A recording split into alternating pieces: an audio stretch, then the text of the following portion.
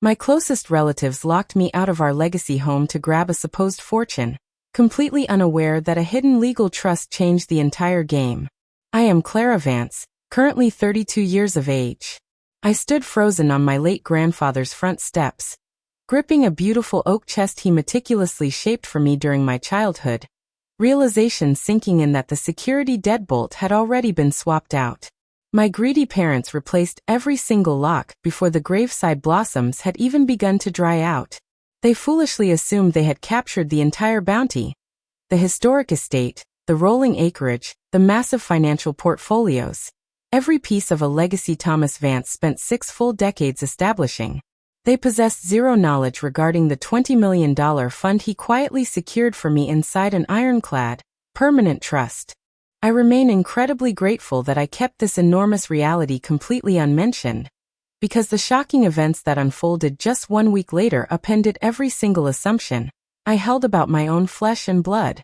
Yet here is the ultimate secret that none of them comprehended. My beloved grandfather had been quietly engineering one concluding masterpiece before his breath left him, and he structured it exclusively for my future. Welcome back to Quiet Justice Tales. This is the exact destination where dark domestic realities get pulled into the light, one family chronicle at a time. If this specific narrative hits uncomfortably close to your own reality, please post a reflection down below, and make absolutely sure to hit that subscribe button. Now, allow me to transport you back to the true origin of this conflict. Thomas James Vance established Vance & Sons Contracting using nothing more than an aging utility vehicle and a basic assortment of borrowed carpentry gear. He was merely 22 when he framed his initial residential structure in the Shenandoah region, 25 when he employed his first building crew, and by his 50th year, his commercial operation had successfully constructed half the modern subdivisions between the local counties.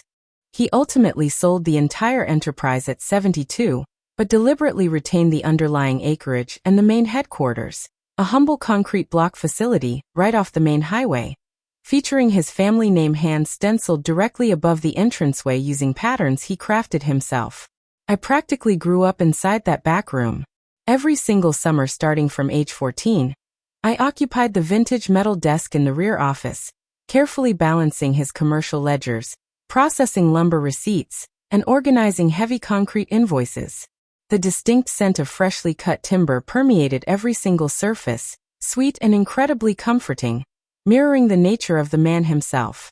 Grandfather patiently taught me how to analyze an intricate balance sheet with the exact same precision he used when demonstrating how to square a framing board.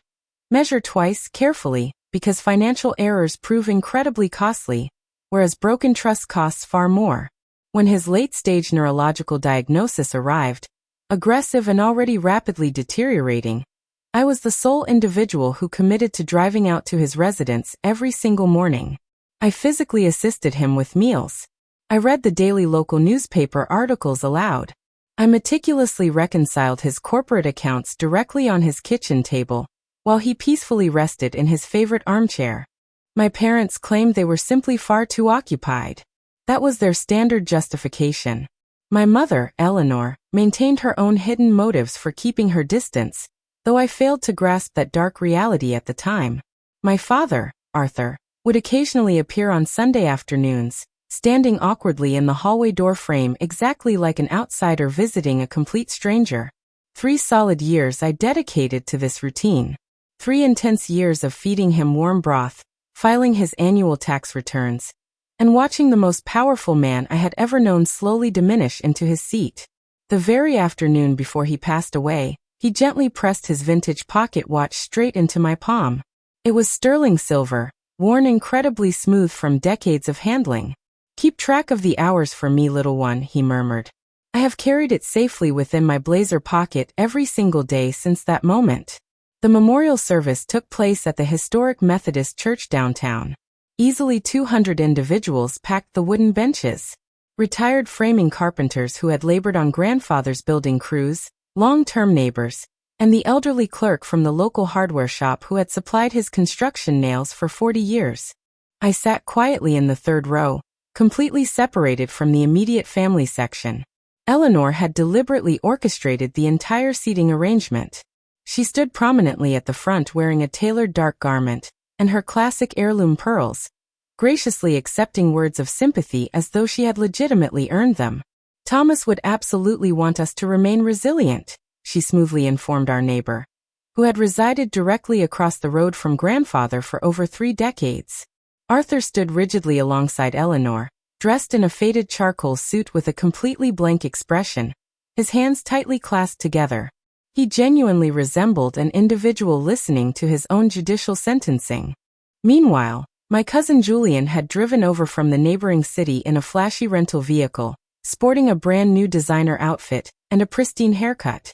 He aggressively shook hands like a high-stakes broker working a luxury listing, which happened to be his exact profession. Absolutely nobody invited me to offer a public remembrance. I had spent 3 continuous years directly at grandfather's bedside, yet not a single person considered offering me a microphone. Once the formal service concluded, the gathering shifted down into the church social hall, filled with classic finger foods and sweet tea, alongside endless acquaintances muttering, "He has finally found lasting peace." I happened to be standing right near the large coffee urn when I distinctly overheard Eleanor speaking with our neighbor. She made zero effort to soften her delivery. She absolutely did not need to. Thomas merely felt deeply sorry for you, Clara. That is the absolute only reason you were ever permitted around here. I captured every single biting syllable right over the mechanical hum of the brewing machine, and the low chatter of 200 guests pretending that mortality was something easily managed.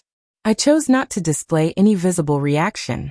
Instead, I wrapped my fingers tightly around the silver watch inside my blazer, squeezing the metal until the winding mechanism pressed a deep impression directly into my palm. Julian located me standing near the coat storage area roughly 10 minutes later. He casually dropped a heavy hand onto my shoulder as if we shared a deep bond. "Listen, cousin, the immediate family has major plans regarding the real estate. You should honestly begin clearing your personal belongings out of grandfather's house." Exactly 2 days following the memorial, I drove out to the homestead to retrieve my remaining property. The front door lock was completely brand new, cast in bright, polished brass. Eleanor stood firmly on the wooden porch with a single cardboard container resting directly at her feet. "I went ahead and boxed up what belongs to you," she remarked. She flashed the exact synthetic smile people display when sliding an expensive citation under your windshield wiper. The container held a meager couple shifts of everyday clothes, 2 paperback novels, my old university folders, and the signature cedar box grandfather had handcrafted for me when I turned 10. He had personally planed the aromatic timber inside his workshop, sanding it down until the natural grain felt like pure silk, carefully carving my personal initials directly into the top surface. Inside, I kept special drawing pencils, vintage report cards, and a cherished photograph of grandfather and me posing at the annual agricultural exposition. Eleanor's vocal tone remained entirely sweet. "The residence is officially absorbed into the broader estate now. Arthur and I are legally managing every detail. It is precisely what your grandfather would have intended." Behind the mesh screen door, Arthur stood quietly gripping a ceramic mug. His hand visibly vibrated, not from overwhelming sorrow, but from an entirely different source, something I would fully decode much later. He completely refused to lock eyes with me. Our neighbor across the street was actively watering her garden beds. She paused entirely and monitored the interaction. She did not offer a friendly wave. She simply remained frozen there while her garden hose washed over the soil. And I knew instantly that she witnessed the entire betrayal. I lifted the cardboard box and securely tucked the handmade cedar chest beneath my arm. "I will absolutely need to collect the rest of my personal property," I stated flatly. Eleanor slightly tilted her head. "There is nothing else left for you." I loaded the single container into my compact car and drove 25 minutes down the highway toward my modest apartment, a small 600-square-foot space situated directly above a local dry cleaning business. The handmade chest rode securely on the front passenger seat. After parking the vehicle, I immediately checked my mobile device. A single missed call from a regional area code popped up. No accompanying message was left. I deliberately chose not to return the call just yet. Grandfather had specifically instructed me to bide my time. Exactly 6 months prior to his passing, grandfather urgently called me out to his backyard workshop. He was confined to his specialized wheelchair by that point, his fingers heavily curled, but his eyes remained completely unchanged, intense, calculating, and endlessly patient. "I need you to focus completely on my words," he whispered. "Do not write a single note. Tell absolutely no one."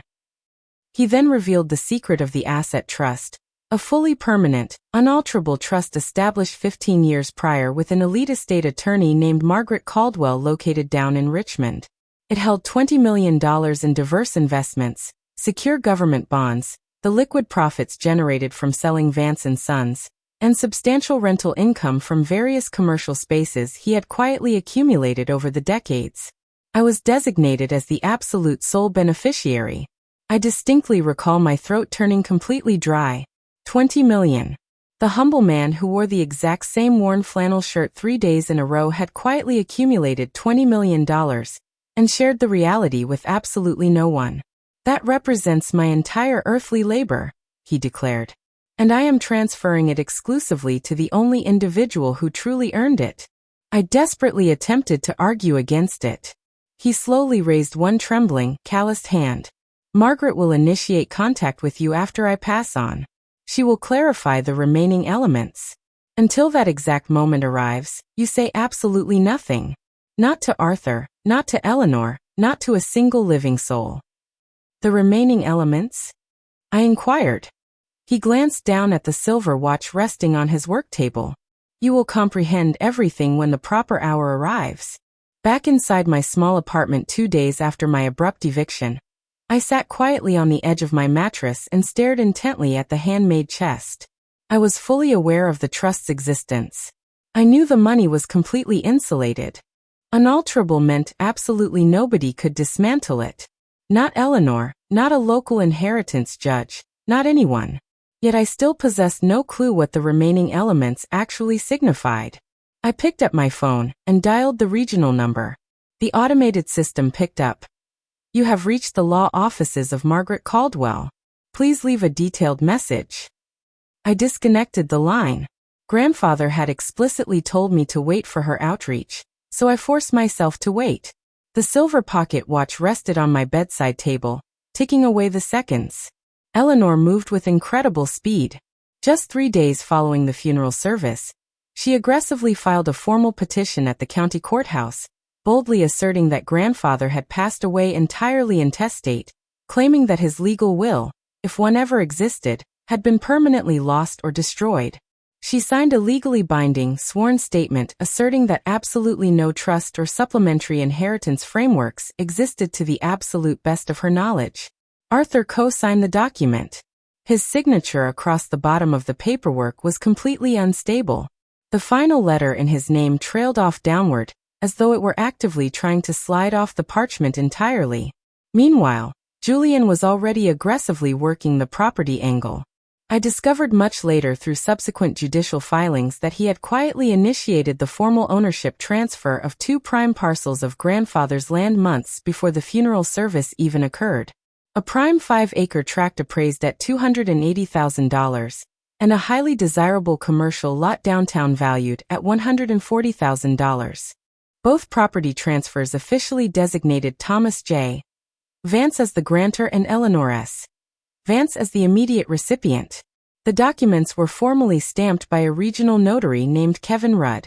I originally learned about the fraudulent probate filing directly from our neighbor.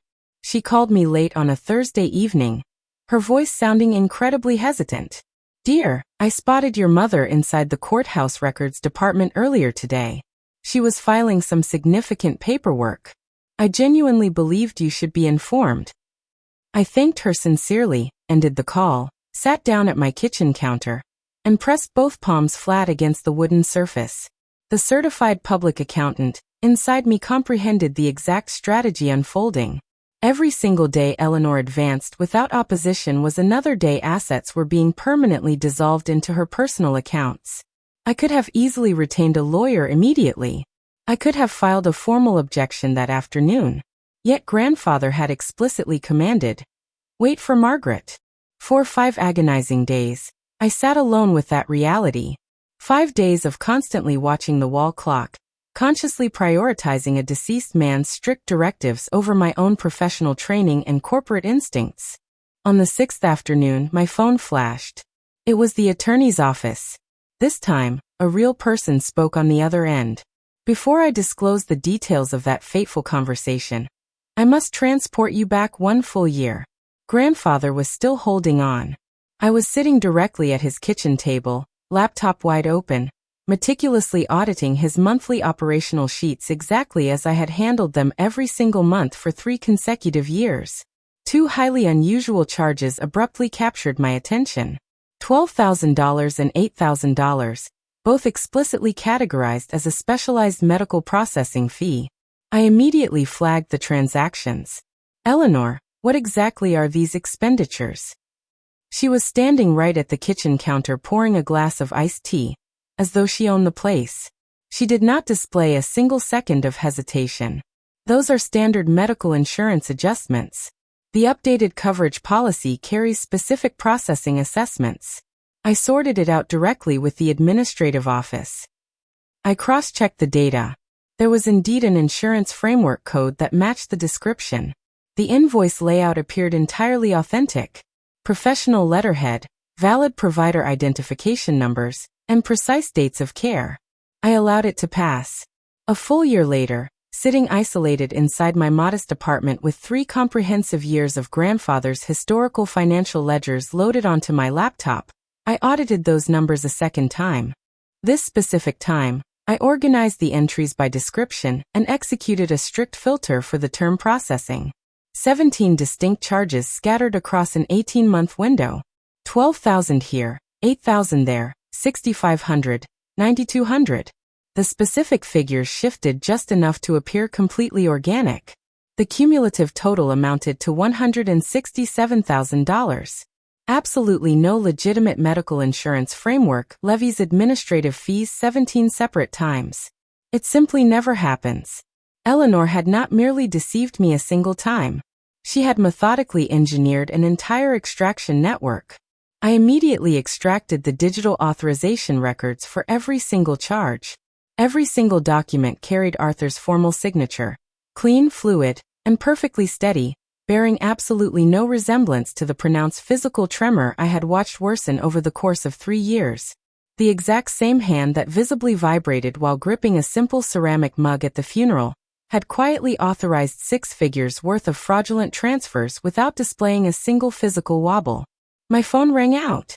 I snatched it up before the second ring could complete.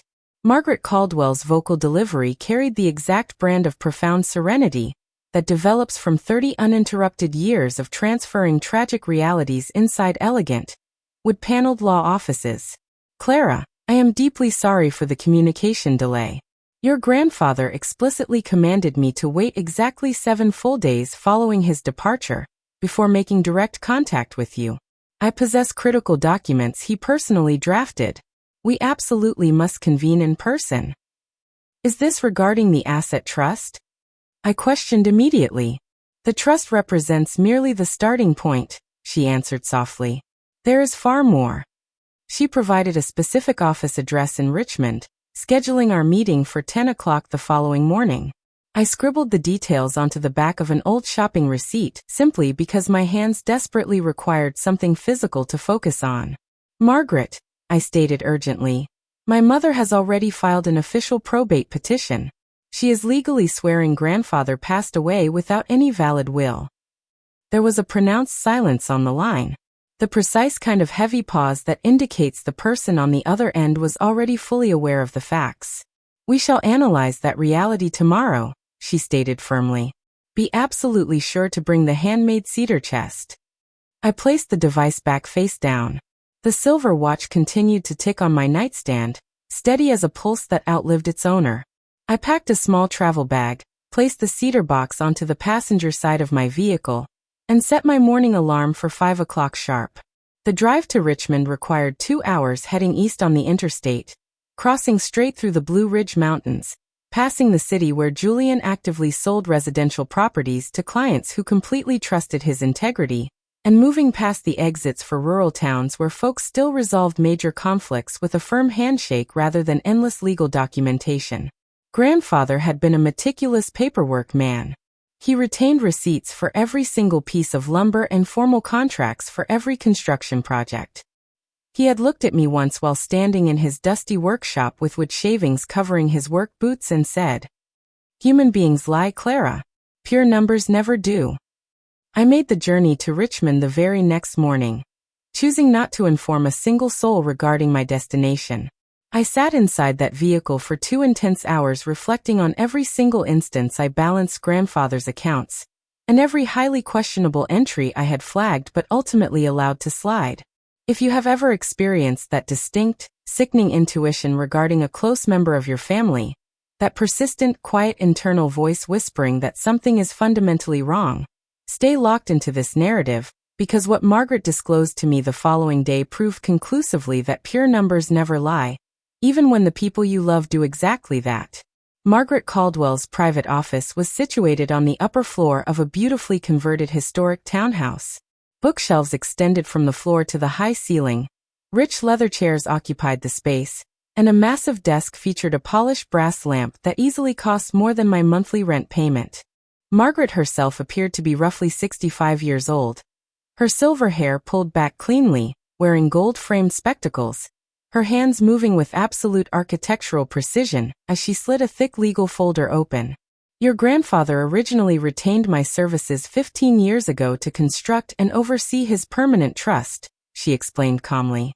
"However, exactly 2 years prior to his passing, he requested that I execute something highly unconventional. He instructed me to retain a professional forensic accountant. The specialist's name was Raymond Mitchell." Margaret smoothly shifted his final report directly across the polished desk surface. 47 pages, professionally bound with extensive evidentiary exhibits. I flipped the cover open, and the trained accountant inside me instantly took complete control. My eyes rapidly tracked down the financial columns before my conscious brain could even fully process the implications. Eleanor had quietly shifted $342,000 directly out of grandfather's personal banking assets into 3 completely isolated bank accounts over a 28-month window. One account was registered in her own name, one was under Arthur's name, and a final one was registered under a shell entity titled Vance Family Holdings LLC, with Eleanor officially documented as the sole managing member. The extraction mechanism was remarkably elegant in a way that made my stomach physically churn. Manufactured vendor entities, fabricated tax forms, commercial invoices generated entirely on a residential computer with digital metadata timestamps that perfectly matched Eleanor's personal laptop device. The 17 insurance processing fees were merely the preliminary layer. The audit also exposed completely fabricated estate maintenance assessments, fraudulent legal consultation fees, and a continuous monthly charge labeled specialized care coordination that was being routed directly to a post office box registered to Julian's real estate firm. "Your grandfather possessed no physical capacity to stop her," Margaret stated softly. By the time Raymond completed the comprehensive audit, Thomas's neurological condition had advanced far past the point where he could legally execute documents or offer formal testimony in a court of law. He was entirely incapable of fighting her through traditional litigation. She paused briefly, locking eyes with me. However, he possessed the capacity to fully prepare someone who could. Margaret smoothly slid a second, much thinner folder across the desk. The secondary file was remarkably sparse, containing a mere 6 pages bearing a laboratory letterhead I failed to recognize. Margaret softly folded her hands together. "Your grandfather ordered this specific analysis exactly 18 months ago. A personal DNA swab he privately provided to his attending physician, which was then systematically compared against Arthur's official medical files obtained from a standard physical examination." She permitted me to read the text in silence. The ultimate summary consisted of a mere 3 lines. 3 clinical lines that completely dismantled every single reality I thought I understood about my family lineage. Arthur Allen Vance was conclusively not the biological offspring of Thomas James Vance. The mathematical probability of biological paternity registered at exactly 0.01%. Margaret delivered the words with immense caution. Your grandmother was already pregnant when she and Thomas originally married. Thomas was fully aware of the reality. She confessed the entire situation prior to the wedding ceremony. He made the conscious choice to marry her regardless, and raised Arthur entirely as his own biological son. I stared blankly at the official laboratory seal. The private room turned completely silent. Thomas never once held that reality against Arthur, Margaret continued softly. He loved your father deeply. However, 3 years ago when Eleanor began aggressively siphoning the family funds, Thomas suddenly recognized a dark reality he had desperately avoided facing. Arthur was fully aware of his true origin. He had known the truth since his 18th birthday. His mother disclosed the secret directly on her deathbed, and Eleanor uncovered the hidden reality very early in their marriage. She weaponized it. Weaponized it in what manner? I asked, my voice barely audible. Absolute leverage, Margaret answered. Every single time Arthur hesitated to comply, every single time he questioned a fraudulent document she placed in front of him, Eleanor coldly reminded him that a single disclosure could instantly inform the entire community that Thomas Vance's only son was not actually his blood relation. Arthur signed absolutely whatever she demanded, because he was completely terrified of losing the only identity he had ever possessed. I slowly set the legal folder back down. My father did not share my grandfather's biological DNA, yet grandfather had consciously chosen him anyway. He chose to marry my grandmother, chose to raise Arthur, chose to grant him his respected family name, his successful enterprise, and 40 years of absolute patience. And Arthur had ultimately repaid that profound choice by handing the keys of the kingdom over to a ruthless woman, who systematically stripped the estate bare while the old man was still actively breathing. Margaret indicated there was one final element hidden inside the legal file. Did Thomas present you with a handmade wooden container? Margaret inquired. A cedar box, hand-planed, roughly this specific size? She extended her hands apart to indicate the exact physical dimensions of the chest currently resting on the passenger seat of my car. I nodded slowly. Examine the interior bottom panel carefully, she instructed. There is a concealed false bottom built into it. Thomas constructed it entirely himself. I drove back home with the legal folders resting securely on my passenger seat, and the handmade chest balanced directly on top of them. My apartment was completely quiet. The late afternoon sunlight streamed through the window situated above the kitchen sink, causing the airborne dust particles to resemble falling snow.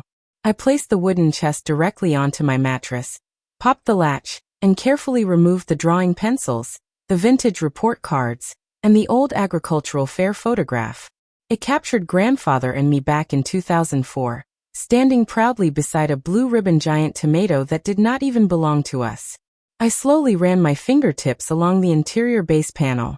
The cedar wood was remarkably smooth. Then, I successfully located the structural seam. A microscopic separation along the left perimeter that did not naturally align with the wood grain.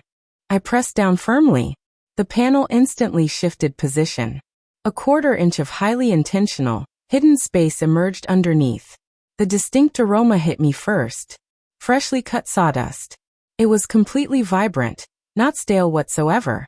It smelled exactly like his active workshop, as though he had sanded a piece of timber just yesterday and packed the fresh shavings inside to serve as natural insulation. There were precisely 2 items secured within the hidden compartment. A tightly sealed envelope crafted from heavy cream parchment. The back flap secured with a perfect circle of dark red wax. The exact method grandfather utilized when he wished to be highly formal, which occurred almost never, and a small, unmarked brass key, the distinct style that operates a high-security bank deposit box. I broke the red wax seal. Inside rested a single piece of paper covered in grandfather's blocky, capitalized handwriting. Bank of Commerce, Downtown Branch, Box 1147. Utilize the key. For simple lines. Absolutely zero explanation. Merely direct instructions from a disciplined man who measured twice and never wasted a single word.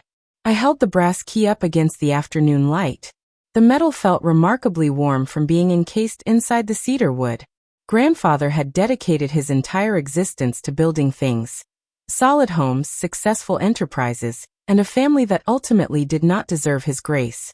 Even in death, he was still actively building, one hidden layer at a time. Eleanor did not slow her pace whatsoever. While I was actively driving to Richmond and back, she formally filed an emergency motion in the County Circuit Court requesting the judiciary freeze all known assets linked to the estate, grandfather's primary residence, the 2 distinct land parcels she had already fraudulently shifted into her personal name, and any remaining bank accounts still cataloged under Thomas J. Vance. Julian formally submitted a sworn statement supporting the legal motion. As a fully licensed real estate professional and immediate family member, I can authoritatively confirm the property transfers perfectly reflected Thomas Vance's explicitly stated desires. Fully licensed, highly professional, close family. He managed to be fundamentally deceptive regarding all 3 descriptions. The official court summons arrived at my apartment via certified delivery on a Friday afternoon. I possessed exactly 30 days to file a formal response or permanently forfeit my legal right to contest the actions. I immediately called Margaret. They are moving with incredible speed. They absolutely have to, she responded coolly. The trust framework is entirely permanent. The moment the presiding judge reviews it, their entire probate assertion completely collapses. They are desperately racing to liquidate the assets before anyone examines the records closely. Then we need to examine them first, I stated firmly. Margaret immediately introduced me to Diana Walsh, a highly respected estate litigation attorney based right in town who specialized exclusively in intense probate conflicts and severe fiduciary breaches. Diana was in her mid-50s, sported short hair, wore reading spectacles secured on a silver neck chain, and was the distinct kind of professional who kept a legal notepad within arm's reach at all times. We convened at her office the following Monday morning. I brought absolutely everything in my possession. Raymond Mitchell's forensic report, the official DNA findings, grandfather's handwritten directive extracted from the cedar box, and the brass key I had not yet utilized. Diana reviewed the forensic accounting analysis in roughly 20 minutes. She slowly removed her reading spectacles. This is absolutely not a standard domestic disagreement, she stated flatly. This represents severe financial exploitation of a highly vulnerable senior citizen. It is a textbook crime. She looked intently at the brass key resting in my palm. And what exactly does this mechanism unlock? I don't possess that answer yet, I admitted. Diana immediately snatched up her office phone. Then we had better go find out immediately. I took an official leave of absence from my corporate accounting firm. My managing director did not press for details. Family matters, Clara. Take whatever time you require. She had personally watched me exit the office early for 3 straight years just to make the drive to grandfather's residence. She understood completely. Diana immediately filed formal legal subpoenas for comprehensive banking records from the primary financial institutions, grandfather's personal accounts, Eleanor's personal accounts, and the records of Vance Family Holdings LLC. The files arrived packed inside 2 massive banker's boxes. I carried them up to my apartment and systematically organized them across my kitchen table, like an active crime scene investigation, which is precisely what it was. I sorted every entry by date, filtered the data by specific amounts, and cross-referenced the numbers against the fraudulent invoices detailed in Raymond Mitchell's analysis. The underlying pattern represented textbook financial structuring. Eleanor had deliberately broken her Siphon transfers down into specific amounts sitting just under $10,000 to systematically avoid triggering automated federal currency transaction reports. $8,900 here, $9,700 there. 14 entirely separate financial transactions executed just below the legal reporting threshold, utilizing a different target account each time. The total amount misappropriated directly through Thomas's personal banking totaled $342,000. The total amount routed through Vance Family Holdings LLC equaled $78,000. The grand total of the theft amounted to exactly $420,000. That was absolutely not administrative carelessness. That was deliberate financial architecture. I labored for 6 consecutive days, drinking black coffee at 2 o'clock in the morning, with detailed spreadsheets covering every single flat surface in my home. I successfully mapped the trajectory of every single dollar from its true origin to its final destination. Grandfather's personal account to the fabricated vendor. The fabricated vendor to Eleanor's shell holding company. The holding company straight into her personal checking account. A perfectly closed loop featuring his signature forged onto every single authorization document. Diana called me late on the 6th evening. Are you capable of tracing every single dollar directly to its final repository? I have already completed the mapping, I answered confidently. Then it is officially time to utilize that brass key. I walked into the Bank of Commerce on a Tuesday morning carrying the unmarked key and my official driver's license. The vault custodian guided me into the secure deposit area. Box 1147. The brass key slid in perfectly clean. Zero physical resistance. Absolutely zero drama. Inside the metal box rested a thick manila envelope and a very thin layer of fresh wood sawdust covering the steel floor. Sawdust. He had deliberately placed it there. The envelope contained exactly 3 items. The original permanent trust document, fully notarized and signed by 3 independent witnesses, dated 15 years prior when grandfather possessed the physical strength to swing a framing hammer. A certified duplication of the official DNA analysis, with the legal chain of custody flawlessly documented, and 4 pages of distinct handwriting I would recognize anywhere on earth. Blocky capital letters, the signature penmanship of a craftsman who spent his existence filling out construction work orders. It was grandfather's personal letter. I sat down alone inside the private viewing room, secured the door, and read his words. He wrote openly about my grandmother, about the exact afternoon she confessed that Arthur was not his biological offspring, and about his conscious choice to marry her regardless because he had already determined the exact caliber of man he intended to be. I knew the reality the day he entered this world. She informed me prior to our wedding, and I married her regardless. I raised Arthur completely as my own son, not because a legal framework compelled me to, but because I consciously chose to do so. He wrote explicitly about Eleanor, about watching her systematically charm his son, and then slowly, methodically dismantle the financial security frameworks he had spent decades establishing. He wrote about the aggressive neurological disease that stole his physical capacity to fight back against the theft. She has been siphoning assets from me for years. I possessed the capacity to halt her actions earlier, perhaps. However, I was entirely terrified. Terrified that if I directly confronted Arthur, he would be forced to choose between his manipulative wife and the father who raised him. So I made the choice for him. I chose to protect my granddaughter instead. Then came the exact sentence I carry engraved within my mind. Blood doesn't make you family. What you do when nobody's watching does. His concluding directive was entirely straightforward. Use absolutely everything contained within this envelope to protect what I spent my life building. Not for the sake of personal revenge, but for the absolute sake of truth. I carefully folded the pages and placed them back inside the envelope. At the very bottom of the steel deposit box, the fresh sawdust shavings caught the harsh fluorescent lighting. They smelled exactly like his old workshop, mirroring every single summer of my childhood existence. I sat entirely alone in that private room for 40 minutes. Then I drove straight back to my apartment and got to work. The real estate property transfers were a matter of public record, accessible via the county clerk's online research portal, completely free to investigate. I pulled the official deeds for both land parcels, the 5-acre tract out in the valley and the commercial lot downtown. Both documents explicitly cataloged Thomas J. Vance as the grantor and Eleanor S. Vance as the grantee. The transfer dates were recorded exactly 4 months prior to grandfather's passing, fully notarized by Kevin Rudd, Notary Commission number 7843-291. I immediately executed a search for Kevin Rudd. He was employed at the real estate agency downtown, Julian's office, Julian's immediate subordinate. Grandfather's official medical records, which Margaret had successfully obtained utilizing the trust's legal authority, conclusively proved that by the exact date of those property transfers, his physical condition had degenerated to the point where he could not reliably grip a writing utensil. His attending neurologist's notes from that exact month explicitly read, "Patient displays a profound resting tremor in both hands."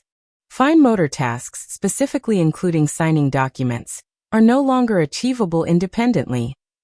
Yet the signatures displayed on the transfer deeds were completely steady, fluid, and perfectly formed, bearing no tremor whatsoever, absolutely not the handiwork of an individual suffering from late-stage neurological decay.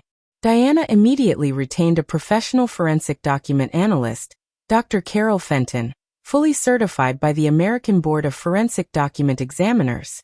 Her comprehensive analysis required 2 weeks to complete. The questioned signatures are entirely inconsistent with known authenticated exemplars of Thomas J. Vance's handwriting from the identical time frame. The distinct tremor patterns present in all authenticated samples are completely absent from the questioned real estate documents.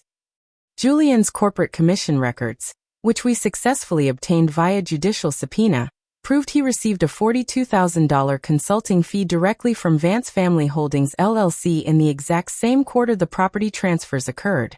3 separate individuals, 3 distinct roles. Eleanor was the mastermind architect, Julian was the executing contractor, and my father was the individual who unlocked the door for them. I drove out to the town on a Saturday afternoon, choosing not to visit the family homestead. I possessed absolutely no reason to go there. Instead, I drove straight to the historic Vance & Sons office off the main highway.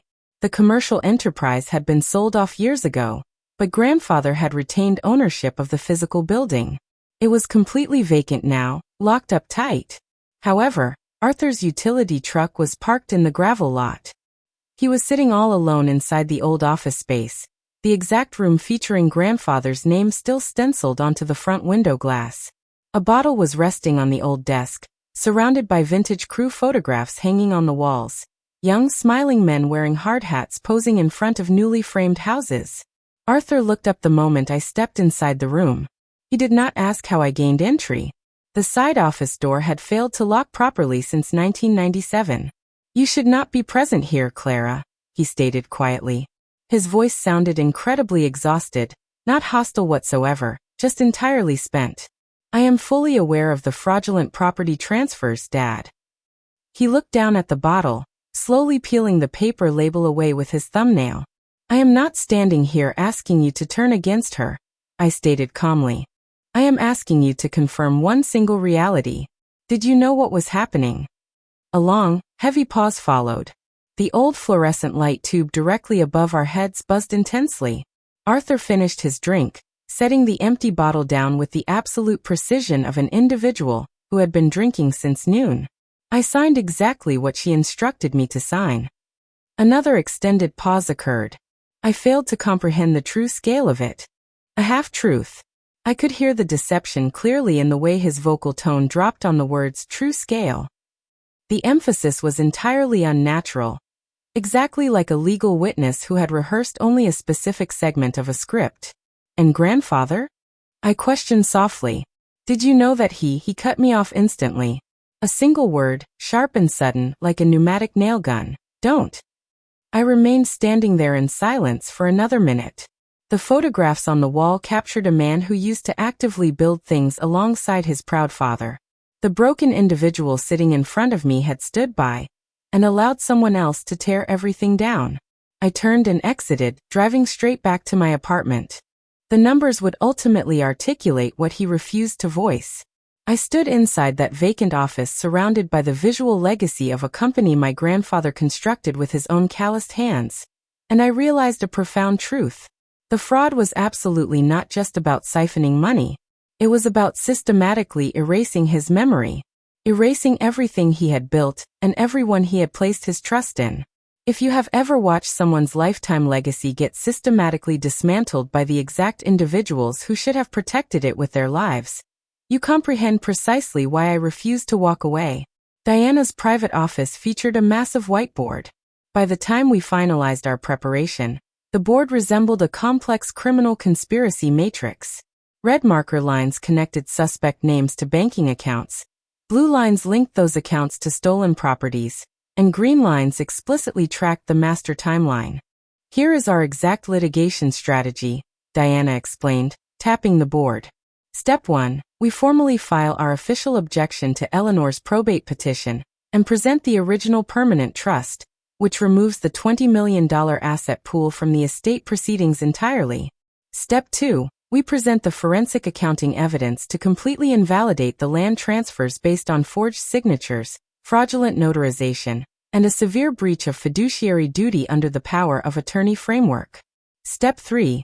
We officially refer the criminal evidence packages directly to the county Commonwealth attorney. She lightly tapped the folder containing the lineage data. And this item? The DNA findings do absolutely nothing to disqualify Arthur from his legal status as an heir, Diana clarified. Thomas raised him. Under the law, he is officially Thomas's son, completely regardless of biological reality. However, it completely annihilates their ethical credibility. Eleanor and Arthur's entire probate assertion rests squarely on the narrative that they represent Thomas's only real family, and that you are merely an outside granddaughter who popped in occasionally.